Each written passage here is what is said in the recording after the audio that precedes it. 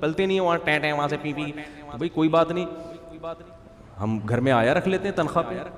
بلکہ میں یہاں تک بھی کہتا ہوں کہ وہ بیبی کیئر جو کیا اس کو کہتے ہیں ڈے کیئر, میں اس کا قائل نہیں ہوں, لیکن نہ پیدا کرنے سے بہتر ہے کہ وہاں ان سے پلوا لو پیسے دے کے. نسل ہو ہی نہیں, اس سے بہتر ہے کہ چلو پیدا ہوئی اور آپ نے ڈے کیئر میں رکھوا لیا, ان کو تنخواہ دے کے بھائی تم ہمارے بچے کو پالو, جب سمجھدار ہو جائے تو پھر ہمارے حوالے کر دینا. ہوتا تھا یہ عربوں میں ایسا ہوتا تھا. تو بہت سارے حل نکل سکتے ہیں. جن کو اللہ نے خوب مال و دولت دیا ہے ان کے بھی 2 2 3 3, میں کہتا ہوں تم جو مرو گے تمہاری جائیداد تو گورنمنٹ کھائے گی.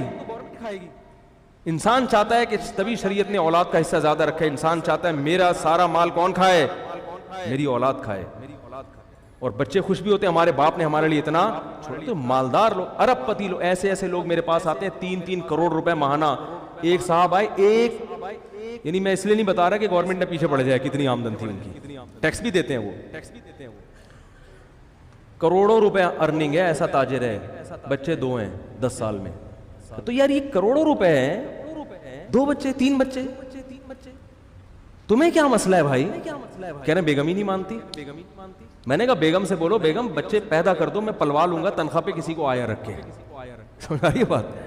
تمہاری صحت اچھی, وہ بیگم کو یہ وسوسہ ڈال دیا نا کہ صحت خراب ہوگی, اس کو بتاؤ بھائی تمہاری بھی فٹنس ہے. اور تمہیں عورت اپنے بچے کو دیکھ کر جتنا اس کی بانچیں کھلتی ہیں, اس کے جو خون بڑھتا ہے نا, کسی چیز کو دیکھ کر ایسا خون نہیں, کیسا پیدا ہوتا ہے تو کیسا چومتی رہتی ہیں اس کو, ہائے میرا منا, ہائے میرا چاند, ہائے میرا. تو یہ اس سے بڑھ کر تو تمہارے لیے کوئی نعمت ہے ہی نہیں. لیکن یہی ہے کہ وہ آگے ایک برطانوی رپورٹ ہے. اچھا یہ ڈاکٹر دوبارہ ان کے میں جملہ مکمل کر لوں. کہتے ہیں کہ اگر عورت کو اپنے اس جسمانی اور ذہنی نظام کا یہ فطری تقاضا پورا کرنے سے روک دیا جائے, یعنی اس کی نفسیات بھی اسی سے خوش ہوتی ہے اور باڈی بھی اسی سے فٹ رہتی ہے, تو اگر یہ اس کے برخلاف چلا جائے تو وہ شکستگی اور عزم حلال کا شکار ہوگی. ماں بننے سے وہ ایک نیا حسن, ایک روحانی بالیدگی پاتی ہے جو اس کمزوری پر غالب آ جاتا ہے جس سے وہ ولادت کے دوران دوچار ہوئی تھی. یعنی یہ ریکوری بہت جلدی ہو جاتی ہے. مولانا نہیں کہہ رہے, یہ نوبل انعام یافتہ ڈاکٹر کہہ رہے. آگے چلیں, ایک برطانوی رپورٹ ہے, British national birth rate commission, ان کی رپورٹ ہے. یہ کہتے ہیں کہ مانع حمل کے اس وسائل کے استعمال سے مردوں کے جسمانی نظام میں برہمی پیدا ہو سکتی ہے. حمل روکنے کی تدبیر عورت اختیار کر رہی ہے, عورت کے ساتھ نقصان کس کو ہوگا؟ مرد کو بھی نقصان ہوتا ہے اس کا. عارضی طور پر ان میں سیکچول ویکنس بھی پیدا ہو سکتی ہے. مجموعی حیثیت سے یہ کہا جا سکتا ہے کہ ان وسائل کا کوئی زیادہ برا اثر مرد کی صحت پہ نہیں پڑتا, مگر اس بات کا ہمیشہ خطرہ رہتا ہے کہ مانع حمل تدبیر اختیار کرنے سے جب مرد کو اپنی اس کی جو ڈیزائرز ہیں پوری طرح سے پوری نہیں ہوں گی, جو ازل کا طریقہ ہے نا, کانڈوم وغیرہ کا طریقہ, مجھے شرم آ رہی ہے یہ باتیں کرتے ہوئے, لیکن بہرحال مجبوراً کرنی پڑ رہی ہے کیونکہ اب گورنمنٹ اس پہ اشتہار بھی چلائے گی. یہ بیہودہ اشتہارات بھی یعنی چلا سکتی ہے گورنمنٹ, تو مجبوراً بڑی مصیبت سے بچنے کے لیے چھوٹی مصیبت کو اختیار کیا جاتا ہے. لوگ یہ سمجھتے ہیں کہ یہ طریقہ تو نقصان دہ ہے ہی نہیں, ایسا نہیں ہے, ایسا نہیں ہے. کبھی کبھار تو ٹھیک ہے, لیکن جب 3 بچوں کے بعد آپ نے حمل روکنا ہے تو 5 سال آپ کو یہ طریقہ اختیار کرنا پڑے گا, جو کہ نیچرل. ایک مثال بڑی بیہودہ ہے لیکن دینی پڑ رہی ہے. آپ اپنی زبان پہ کوئی شاپر رکھو اور پھر آپ کوئی چیز کھانا شروع کر دو, یہ نیچرل ہوگا؟ زبان سے جب ہم کوئی بھی چیز رکھتے ہیں نا تو فوراً ایک زبان لو آپ خارج کرنا شروع کرتی ہے جو اس چیز کو ہضم, یعنی قدرت نے پوری ایک اس حساب سے ڈیزائن کیا ہے. تو ایک دفعہ آپ نے شاپر رکھ کے روٹی کھا لی, 2 دفعہ کھا لی, 3 دفعہ کھا لی, 20 دفعہ کھاؤ گے تو میدا کیا کر دے گا؟ ہضم کرنا چھوڑ دے گا, نقصان ہونا شروع ہو جائے گا. وہ طریقہ جو سب سے زیادہ کم نقصان دہ سمجھا جاتا ہے وہ بھی کم نقصان دہ نہیں ہے, وہ بھی کم نقصان دہ نہیں ہے. آگے کہتے ہیں کہ اس کی عائلی مسرتیں غائب ہو جائیں گی, یعنی مرد کو, جب عورت کو بھی اس سے نقصان ہوگا, اس کی بھی تسکین نہیں ہوگی, مرد کی بھی تسکین نہیں ہوتی. اس سے کیا ہوگا؟ میاں بیوی میں جھگڑے, حالانکہ پتہ نہیں ہوتا ہم کیوں چڑچڑے ہو رہے ہیں, مگر چڑچڑے ہونا شروع ہو جاتے ہیں. آگے لکھا ہے اس کا نقصان یہ ہوگا کہ مرد کی توجہ پھر بازاری عورتوں کی طرف مائل ہونا شروع ہو جائے گی. تو یہ نقصانات ہیں. آگے یہ کہہ رہے ہیں کہ منع حمل تدبیر کا نتیجہ ہوتا ہے کہ عورت کے اعصابی نظام میں خلل پیدا ہوتا ہے، اس میں بد مزاجی اور چڑچڑاپن پیدا ہوتا ہے. جو خواتین حمل روکنے کی دوائیں استعمال کرتی ہیں ان کی طبیعت میں چڑچڑاپن پیدا ہو جاتا ہے. آگے ان کے شوہر کے ساتھ تعلقات خراب ہوتے ہیں، ان کو پتہ نہیں ہوتا کیوں لڑائیاں ہو رہی ہیں، لیکن وہ اندر طور پر کیا ہوتی ہیں، ڈسٹرب ہو رہی ہوتی ہیں. کہہ رہے ہیں یہ زیادہ تر ان گھریلو ان شادی شدہ جوڑوں میں ہوتا ہے جو کانڈوم کا استعمال کرتے ہیں. معذرت کے ساتھ مجھے اچھا نہیں لگ رہا ہے یہ الفاظ زبان سے نکالنا، مجھے بھی حیا آ رہی ہے، لیکن اگر میں اتنی وضاحت سے بیان نہ کروں تو شاید میں سمجھتا ہوں کہ میں اس موضوع کا حق ادا نہیں کروں، کیونکہ لوگ یہ بات بھی اٹھا رہے ہیں کہ بھئی اس میں کوئی نقصان نہیں، اس میں بھی بہت زیادہ کبھی کبھار تو ٹھیک ہے، لیکن مسلسل استعمال اس کا کیا ہے. اور وہ ڈاکٹر یہ کہہ رہا ہے، یہ برٹش برطانوی رپورٹ یہ کہہ رہی ہے کہ اس سے میاں بیوی کے تعلقات بولو بھائی خراب ہو جاتے. ان کو پتہ نہیں ہوتا کہ ہم کیوں لڑ رہے ہیں. ہر جو بیماری ہے نا اس کی وجہ انسان کو معلوم ہونا ضروری نہیں ہے. یہ بھی ہے، اب اس کے بھی گورنمنٹ ایڈورٹائز چلانا شروع کرے گی.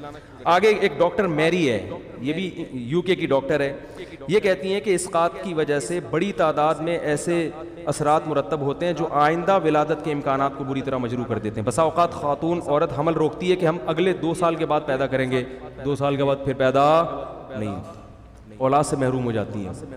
یہ بھی بہت دفعہ ہوتا ہے. یہ آپ کے اختیار میں نہیں ہے کہ کس سال بچہ پیدا ہوگا. تو پھر یہ میں ڈاکٹر الیکسس کیرل کا آپ کو وہ میں دوبارہ دہرا دوں، وہ کہتے ہیں کہ ایک احمقانہ عمل ہے کہ عورت کو ولادت کے عمل سے روکا جائے. اب جتنے فتوے آپ نے دینے مولویوں کے خلاف مت دو، یو کے فرانس کے اور یورپ کے دیگر ممالک کے جو نوبل انعام یافتہ ڈاکٹر ہیں نا، آپ ان کو بولو کہ یہ ہمیں 500 سال پیچھے لے جا رہے ہیں، یہ کتوں کی طرح بچے پیدا کروانا چاہ رہے ہیں. معذرت کے ساتھ یہ الفاظ ہیں.